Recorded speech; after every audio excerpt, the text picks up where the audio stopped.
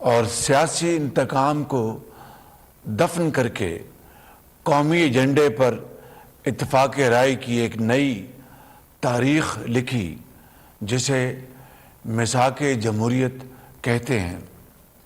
یہی وہ جذبہ اور سوچ تھی کہ عوام کے مطالبے اور آئینی طریقہ کار پر چلتے ہوئے ہم نے جب 11 اپریل 2022 کو حکومت کی ذمہ داری سنبھالی تو اس کے بعد وہ بدنما اور ظالمانہ طرز عمل ہرگز اختیار نہیں کیا جو عمران نیازی کے 4 سال کے دور میں انہوں نے اپنے سیاسی مخالفین کے ساتھ روا رکھا۔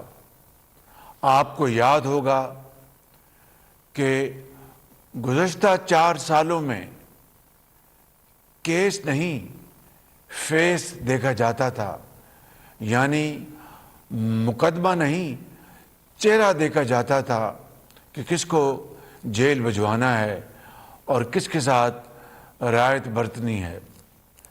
حکومتی وزیر ایک دن پہلے بڑے جاو جلال کے ساتھ اعلان کرتے کہ اپوزیشن کا فلاں لیڈر کل گرفتار ہو جائے گا اور وہ اگلے دن گرفتار ہو جاتا تھا۔